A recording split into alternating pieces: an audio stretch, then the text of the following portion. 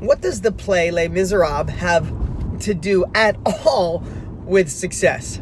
I'll tell you. Welcome to the Dean Graziosi Show. All success starts right here. Now, I haven't seen the play since I was in my early 20s, so I didn't remember it exactly. And when I went, I'll just be honest, I wasn't a play kind of person. It was one of the first plays I ever went down in New York City, and it didn't really affect me. I couldn't understand a lot of it. The music seemed louder than I could hear the words. But just 2 days ago, I was talking to my dear friend and partner, Ethan Willis. We own a company called growth.com together, along with my buddy Brendan Bouchard. It's an amazing company.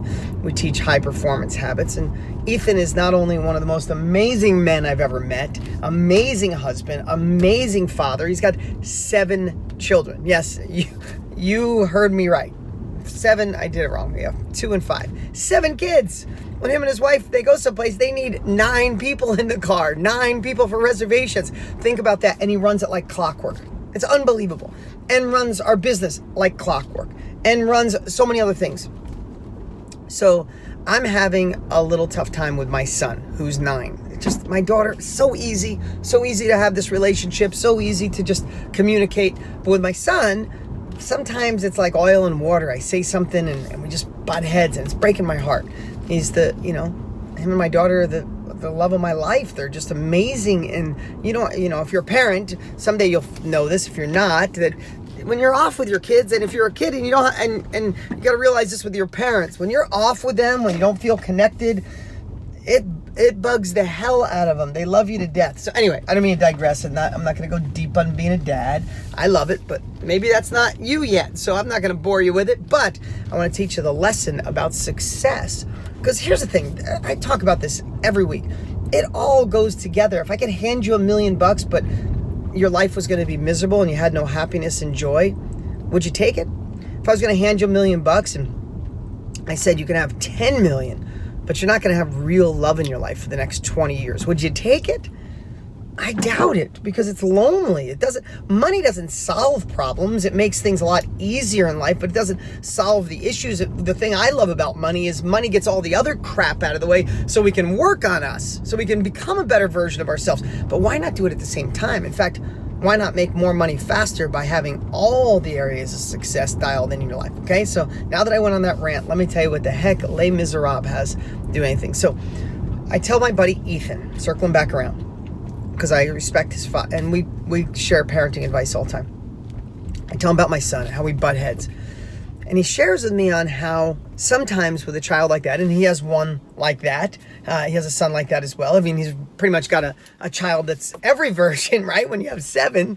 And he said what he had to do with his son is find a whole new level of unconditional love. There's some kids, and this if you don't have kids, there's some people, there's relationships, there's business partners, co-workers.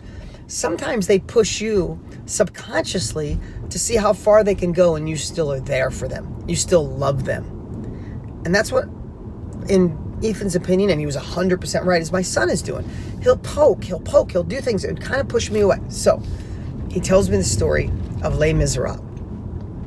And I'm going to tell this third party. I don't remember it from watching the play. I just got it from my buddy. But I want you to listen to this.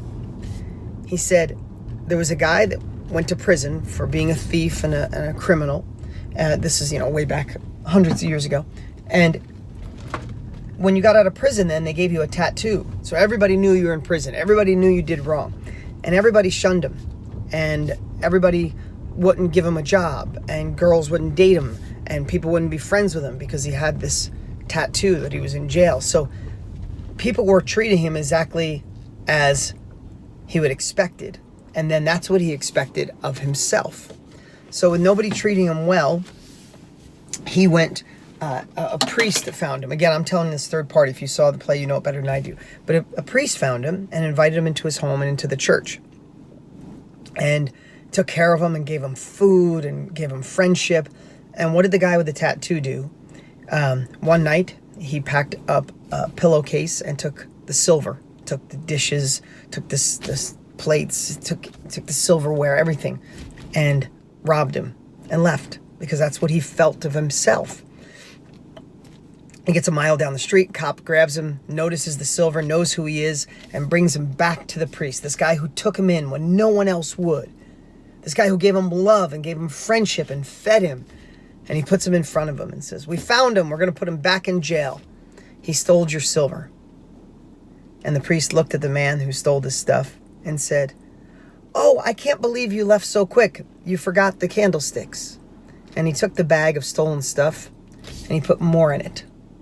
I could cry telling the story. Me and Ethan were on the phone crying yesterday. And he put more in it. And he said, "I didn't want you to leave without taking all of it." And the cop said, "You gave him this?" He said, "Of course I did." And that man's heart was changed forever because that priest showed him unconditional love in a way that most people can't. That's a rare kind of love, but I say that to you because my son and I have been having a tough time for about a year, and I've been trying a lot of variations, and I talk to a counselor about it. And the last few days, I've just shown my son unconditional love, not letting him be bad, no boundaries. I'm not that kind of guy. Still has to do his chores, still has to be polite. But I showed him love in a way that I haven't ever before. Instead of saying, "Hey, your time's up, your half hour is up on your iPad," I say, "Hey, bud, I know that kind of stinks, your half hour's up, but why don't you and I go play baseball? Why don't you and I go play some basketball outside?" When he says something that's off, instead of me getting insulted, my ego, me being the dad, "Don't disrespect me," I'm like, wow, why would he say that? I'm like, "Whoa, bud, I get why you said that, but do you think," and I switch it with love, with unconditional love. I'll never be like that priest in the story, but I did it in the last couple of days. I can't tell you the connection my son and I, we've had a better connection in the last 24 hours than I've had in the last 12 months by a little shift. Would you take 10 million not to have deep love? Would you take 100 million to not have friends and a good partnership and a good relationship in your life? I doubt it.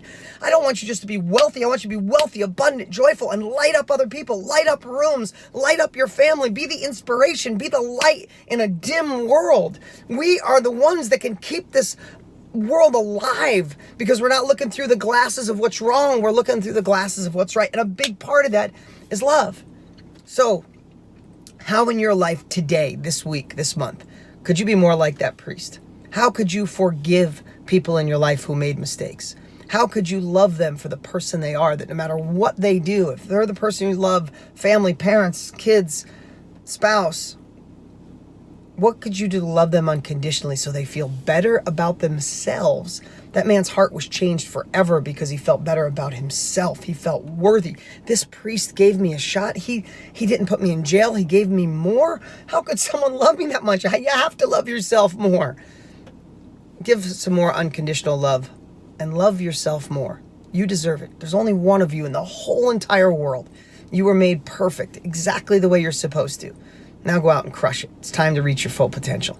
What's up? What's up? Hey, before you go, you need to watch these next few videos. They're absolute game changers. Hurry up and click right over here and watch them, and I'll see you there.